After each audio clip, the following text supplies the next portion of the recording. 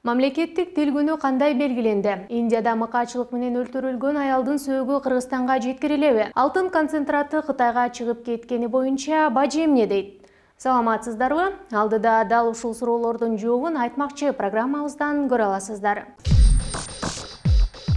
Президент Садыр Жапаров кыргыз тилин күнүмдүк жашоонун бардык чөйрөсүндө негизги байланыш каражаты катары колдонуу деген ой тилекке сөзсүз жетүү зарыл деп эсептейт. Бүгүн 23 сентябрда мамлекеттик тил күнүнө карата куттуктоосунда мамлекет башчысы муну өткөн тарых, азыркы учур жана эртеңки келечек талап кылып жатканын белгилеп, мындай асыл максатка жетүүдө бизде саясий эрк да, жалпы элдик колдоо да бар. Мамлекеттик тилде иш жүргүзүүгө бизге каалоо гана керек деп айтты. Лучше не скажешь. Верно, верно. За сегодняшний день.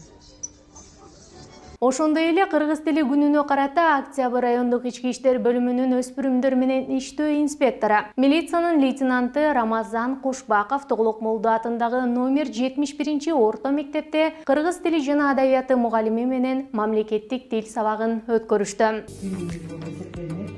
Бул мамлекеттик тил күнүн 38 жылдан бери майрамдап келет. Ошол кезде манас жетиге жаш. Доброе утро. Здорово, как растётесь? Я ваш новый учитель. Зовут меня Матвей Александрович.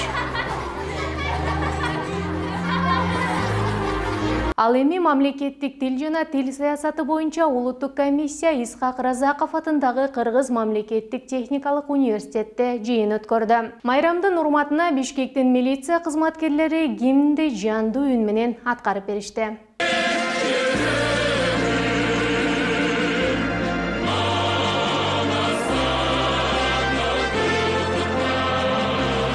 Айтмакчы, 1989 жылдын 23 сентябрында Кыргызстанда мамлекеттик тил жөнүндөгү мыйзам кабыл алынган. Кыргыз тили мамлекеттик, ал эми орус тили расмий деген макамга ээ. Индияда каза тапкан кыргызстандык аялдын жана анын баласынын сөөгүн Кыргызстанга жеткиришет. Индиядагы Кыргызстандын элчилигинен маалымдашкандай, каза тапкан аялдын Индиядагы туугандары аны жана баласын Кыргызстандын аймагына коюуга уруксаат беришкен. Элчилик сөөктү Бишкекке жөнөтүү маселесин чечип жатат. Когда мы начнем? Немедленно. Почему немедленно? Может, можно побыстрее? Эскерте кетсек, кече жалпыга маалымдоо каражаттарында Нью-Дели шаарында кыргызстандык ЖМ жана анын баласы МЧ таш боордук менен өлтүрүлгөнүн жазып чыккан. Ал Индиянын жараны күйөөсү менен уруша кетип, курбусунун үйүнө жашынып калган. Тергөөнүн версиясына ылайык, кылмыш 20 сентябрдан 21 сентябрга караган түнү Нью-Дели шаарындагы аялдын курбусунун үйүндө болгон. Учурда бул боюнча кылмыш иши козголду. Мамлекеттик бажы кызматы Кыргызстандан аткезчилик жолу менен Кытайга ташылып кетти делген алтын концентраты боюнча комментарий берди. Мекеменин маалыматына караганда, импорт жана экспорт Кыргызстандын тиешелүү мамлекеттик органы тарабынан ишканаларга берилген лицензиянын негизинде ишке ашырылат. Я вам напоминаю, нельзя это повторить. Остановитесь! Остановитесь! Остановитесь! Остановитесь! Ал эми алтын концентратын сыртка ташып кеткен ГИК-Кайди компаниясына ыйгарым укуктуу орган быйыл 26 августта концентратты экспорттоого лицензия бергени белгилүү болду. Бажы кызматкерлери ишкананын уруксаат документтерин көрүп, концентраттарды сыртка чыгарышканын кабарлады.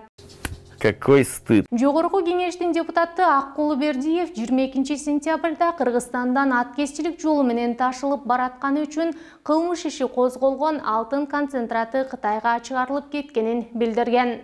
Анын сөзү боюнча 17 фурага жүктөлгөн контрабандалык алтын концентраты Эркештам бекетинде кармалып турган болчу.